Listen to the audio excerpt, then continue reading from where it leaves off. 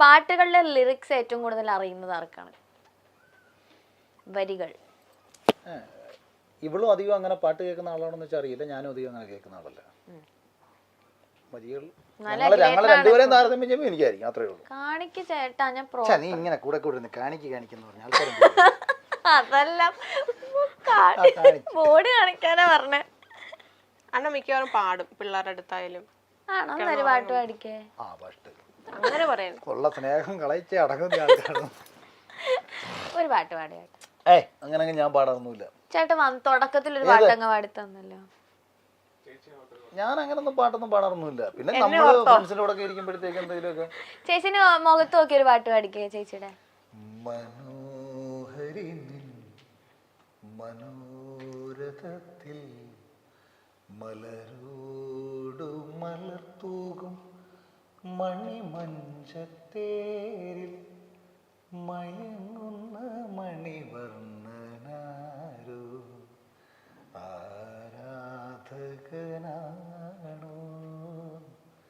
ഈ ആരാധകനാണോ.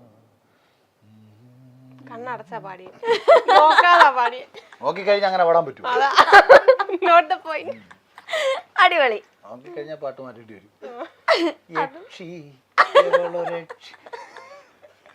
അതല്ലേ രാക്ഷസി പാട്ടുണ്ട്. അന്ന് ചേച്ചി ഒരു പാട്ട് പാടിക്കാൻ ഞാൻ പാടൂല. ഡാൻസ് മാത്രമേ ഉള്ളൂ. ഇത് ഇച്ചിരി വോയിസ് ഒക്കെ ഒന്ന് കറക്റ്റ് ആയിട്ടൊന്ന് ബാലൻസ് ചെയ്തിട്ട് വേണേ പുറത്ത് വിടാൻ. എഡിറ്റ് ചെയ്ത്. ഓക്കെ. എവിടെയെങ്കിലും പോകാൻ ഇറങ്ങുമ്പോ ലേറ്റ് ആകുന്നത് ആരാണ്? അത് വെള്ളമായിരിക്കും. ഞാൻ എനിക്ക് കുളിയൊക്കെ വളരെ ഫാസ്റ്റ് ആയിരിക്കും. ഡ്രസ്സിങ് ഫാസ്റ്റ് ആയിരിക്കും. അങ്ങനെ അധികം ഞങ്ങൾ അങ്ങനെ പുറത്തിറങ്ങി കറങ്ങാൻ പോയിട്ടില്ല. പിന്നെ എവിടെങ്കിലും ഒക്കെ പോകുമ്പോൾ ഇവളായിരിക്കും. Action start. The end. ഇന്ന് പോയേ. ചോദിക്കട്ടെ, വിയേർഡ് ആയിട്ടുള്ള കോമ്പിനേഷൻ ഫുഡൊക്കെ ട്രൈ ചെയ്യാൻ ആർക്കാണ് കൂടുതൽ ഇഷ്ടം? വിയേർഡ് അതായത് ഇപ്പോ ചപ്പാത്തിയും ഏത്തപ്പഴവും. അത് ഞാനാ. അതെന്തൊക്കെയാ ചേട്ടാ? ഈ പറഞ്ഞ ഞാൻ ചപ്പാത്തിയിലൂടെ പഴം കഴിക്കുന്നത്. ചപ്പാത്തി പാല്, ചപ്പാത്തി പഴം, അതൊക്കെയാണ് ഞാൻ കഴിക്കുന്നത്. പുട്ടും പുട്ടും പഴവും കൂടെ ഇളക്കിയിട്ട് അച്ചാറും കൂട്ടി കഴിക്കും. എനിക്ക് ഭയങ്കര ഇഷ്ടമാണ്. മീനാച്ചാറുള്ള സമയത്ത് ഞാൻ മിക്ക ദിവസങ്ങളും ഞാൻ രാത്രി ഞാൻ പുട്ടും പഴവും മീനാച്ചാറും ആയിരുന്നു കഴിക്കുന്നത്. ഞാൻ ബിഗ് ബോസ് ഹൗസിൽ ഒരിക്കൽ പഴം വന്ന സമയത്ത് ഷീച്ചൻ്റെ അടുത്ത് ഇവിടെ കൊണ്ടുവന്ന മീനാച്ചാറും കൂട്ടി ഞാൻ ഷീച്ചോണ്ട് ഞാൻ മാടി നോക്കാനല്ലോ സൂപ്പർ നന്നായി. ഇതൊക്കെ പായസവും അച്ചാറും അതിന് ഒരുപാട് ഒരു കഴിക്കുന്നതാണ്. മധുരവും ഈ എരിയും കൂടെ മിക്സ് ചെയ്ത് കഴിക്കാൻ എനിക്ക് ഭയങ്കര ഇഷ്ടം. ഓക്കെ. ആരാണ് പൈസ കൂടുതൽ സേവ് ചെയ്യുന്നത്? അന്നത്തെ കാര്യമില്ല. പിന്നെ രണ്ടുപേരും കൊണ്ടാലും സേവ് ചെയ്യാറില്ല. ഓരോ മാസവും ഞാൻ എങ്ങനെ കഴിഞ്ഞു പോയെന്ന് എനിക്കും ദൈവം ഇനി ഞാൻ എങ്ങനെ ഇത്ര അടിച്ചു പൊളിച്ച് ചെയ്യും. സത്യം കേട്ടോ, എനിക്ക് ഭയങ്കര അത്ഭുതം തോന്നുന്നില്ല എൻ്റെ ലൈഫിൽ. പിന്നെ എനിക്ക് ആക്ച്വലി കൊച്ചിയിൽ 1.5 ലക്ഷം രൂപയ്ക്ക് മേലെ ഒരു മാസം ചിലവാണ്. കാര്യം വണ്ടിയുടെ CC 32,000 രൂപ വണ്ടിക്ക് CC അടയ്ക്കണം, 22,000 രൂപ ഫ്ലാറ്റിന് റെന്റ് അടയ്ക്കണം, മുകളിലൊരു ഫ്ലാറ്റ് ഉണ്ട് കഥ എഴുതാൻ വേണ്ടി എടുത്തിട്ടേക്കണം, അതിന് 12,000 രൂപ അതിനടയ്ക്കണം. പിന്നെ പിള്ളേരുടെ പിന്നെന്ന് വെച്ചാൽ ഞാൻ ഡെയിലി ഈ മീനും കാര്യങ്ങളൊക്കെ എല്ലാം കൂടിയ സാധനങ്ങളെ വാങ്ങാറുള്ളൂ. എല്ലാം കൂടിയ സാധനങ്ങളെ വാങ്ങാറുള്ളൂ.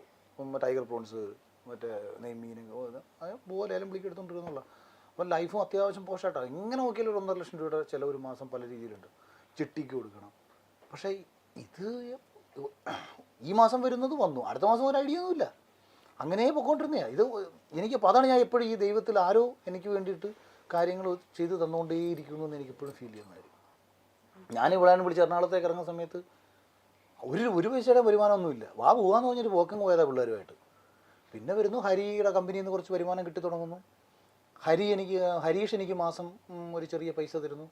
പിന്നെ ഇങ്ങനെ ഫ്രണ്ട്സ് ആരെങ്കിലും ഒക്കെ തരും. കാനഡയിൽ അനീഷ്, അവരൊക്കെയാണ് ഇങ്ങനെ കൂടെ പൈസ തരുന്നത്. ഇവന്മാരെല്ലാവരും കൂടെ കുറേ പൈസ പലപ്പോഴായിട്ട് തന്നിട്ടൊക്കെ ഉള്ളത് എടുത്ത് നമ്മൾ ജീവിച്ച് പോയി എന്നുള്ളതാണ്. ഓക്കെ, അത് പിന്നെ സംഭവിച്ചു. ഇങ്ങനെ ഇപ്പം ബിഗ് ബോസ് സംഭവിച്ചിട്ടുണ്ടെങ്കിൽ വേറെ എന്തെങ്കിലും സംഭവിക്കുമായിരുന്നു എന്നാണ് ഞാനും വിചാരിച്ചു. ഓക്കെ. ഇപ്പം ലേലം വിളിക്കാൻ പോയോ ബിഗ് ബോസ് ഹൗസിൽ നിന്ന് ഇറങ്ങിയിട്ട്? എന്തിൻ്റെ? മീൻ വാങ്ങാൻ തുടങ്ങാൻ പറ്റുന്ന അവസ്ഥയല്ലേ. അത് ഹരി കഴിഞ്ഞ ദിവസം പറഞ്ഞു, അളിയൻ വരുന്ന ഏറ്റവും വലിയ പ്രശ്നം അളിയന് മീൻ പിടിക്കാൻ പോകാം, ലേലം പിടിക്കാൻ പോകാൻ പറ്റത്തില്ല. രസമുള്ള പരിപാടിയാണ്. ഓവർ തിങ്കിങ് കൂടുതൽ ആർക്കാണ്? എനിക്കായിരിക്കും. പക്ഷേ അത് പോസിറ്റീവായിട്ടുള്ള കാര്യങ്ങൾക്കാണ്. എന്ന് വെച്ചാൽ എന്താണ് ഓവർ തിങ്കിങ് എന്നല്ല പറഞ്ഞത്, പ്രോപ്പർ തിങ്കിങ് എന്ന് വേണമെങ്കിൽ പറയാം. പ്ലാനിങ് ബിഗ് ബോസിനകത്ത് ഉള്ള കണക്ക് തന്നെ പ്ലാനിങ് എനിക്ക് ലൈഫിനകത്ത് എല്ലാ കാര്യങ്ങളും ഉണ്ടാവും. നമ്മൾ ഈ സംസാരിച്ചുകൊണ്ടിരിക്കുമ്പോൾ ഞാൻ പറയുന്നത് നിങ്ങൾ പറയുന്നത് നിങ്ങൾ എഡിറ്റർ എന്ത് ചിന്തിക്കുന്നു, ഇതിൽ ഏത് കട്ട് ചെയ്ത് പോകുന്നു, ഏത് എങ്ങനെ പോകുന്നു, അതിന് ഏത് ടാഗ്ലൈൻ വരുമെന്ന് എനിക്ക് കൃത്യമായിട്ട് അറിയാം. കേട്ടല്ലോ എന്റെ അണ്ണൻ പറയേ. എനിക്കറിയാം. കാര്യം ഞാൻ ഒരു പക്ഷേ ഞാൻ ചിന്തിക്കുന്ന ഏറ്റവും ബെസ്റ്റ് ടാഗ്ലൈൻ നിങ്ങൾ കണ്ടുപിടിക്കില്ല എന്നുള്ളതേ ഉള്ളൂ. പക്ഷെ നിങ്ങൾ കണ്ടുപിടിക്കാൻ പോകുന്ന എല്ലാ ടാഗ്ലൈനും എനിക്കറിയാം. ഞാൻ പറയുമ്പോൾ തന്നെ എനിക്കറിയാം ഇത് ടാഗ്ലൈൻ. എനിക്കത് മനസ്സിലാവും. അത് പണ്ട് ഞാൻ ഫേസ്ബുക്കിൽ എഴുതുമ്പോഴും എനിക്കറിയാം. ഞാൻ ഫേസ്ബുക്കിൽ റൈറ്റപ്സ് ഞാൻ എഴുതി വരുമ്പോൾ ഞാൻ എഴുതുന്ന എഴുത്തിൽ എന്തൊക്കെ ചോദ്യങ്ങൾ വരുമെന്ന് എനിക്കറിയാം. ആ ചോദ്യങ്ങൾക്കെല്ലാം ഉത്തരം കൊടുക്കാനുള്ള അറിവ് എനിക്കുണ്ടായിരിക്കണം. അഥവാ ഞാൻ എഴുതി വരുന്നതിൽ ഒരു മറുചോദ്യം വന്നത് ബ്ലോക്ക് ആവുന്നുണ്ടെങ്കിൽ ഞാൻ എഴുത്തിനെ ആ ഉത്തരത്തിലൂടെ തന്നെ ഞാൻ കറക്കി വളച്ചെഴുതും. അപ്പോൾ ആ ചോദ്യം ചോദിക്കുന്നതിന് തന്നെ അത് എൻ്റെ എഴുത്തിൽ ഉത്തരം ഉണ്ടായിരിക്കും. അങ്ങനെ ഞാൻ എഴുതും. അത് മുമ്പും അങ്ങനെ തന്നെയാണ്. കൂടുതൽ നേരം ഫോണിൽ കുത്തുന്നതാരാണ്? ഞാനോ?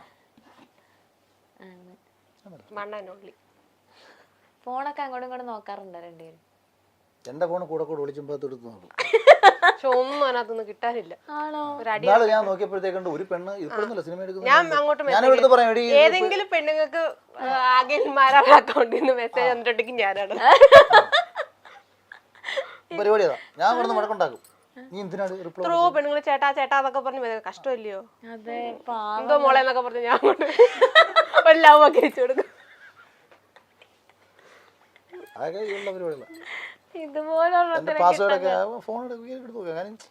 എനിക്ക് അതിനകത്ത് നമുക്ക് വിളിക്കാൻ എന്തെങ്കിലും ഉള്ളവർക്കാണെന്നുള്ള ഒരു സാധനം എടുക്കുമ്പോൾ മടി വരേണ്ട കാര്യം. ഞാൻ പിന്നെ ഇടയ്ക്ക് അങ്ങനെ കണ്ടു. ഞാൻ നോക്കിയപ്പോഴത്തേക്ക് മേളിലോട്ട് 3-4 റിപ്ലൈ. ഇതാരും കൊടുത്തു?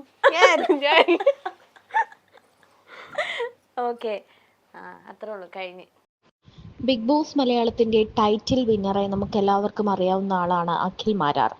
ബിഗ് ബോസിലേക്ക് മത്സരിക്കാനേ വരത്തില്ല എന്ന് പറഞ്ഞ അഖിൽ മാരാർ ബിഗ് ബോസിലെത്തുകയും അടിപൊളിയായിട്ട് മത്സരിക്കുകയും പിന്നീട് ആ ട്രോഫി കൊണ്ടങ്ങ് പോവുകയും ചെയ്തിട്ടുണ്ട്.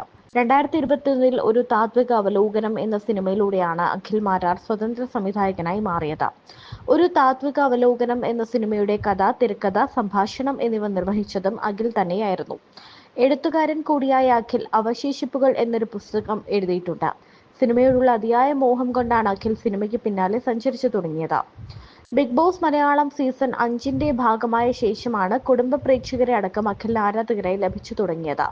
സീസൺ 5 ടൈറ്റിൽ വിന്നറും അഖിൽ തന്നെയായിരുന്നു. സീസൺ 5 ഏറ്റവും കൂടുതൽ വൈറലായ എപ്പിസോഡ് അഖിലിന്റെ ഭാര്യയും മക്കളും ബിഗ് ബോസ് ഹൗസിൽ എത്തിയ ദിവസത്തിലേതാണ്. പിന്നീട് സോഷ്യൽ മീഡിയയിലെ ഓരോ കാര്യത്തിനോടും പ്രതികരിച്ച് അഖിൽ മാരാറും രംഗത്തെത്തിയിട്ടുണ്ട്.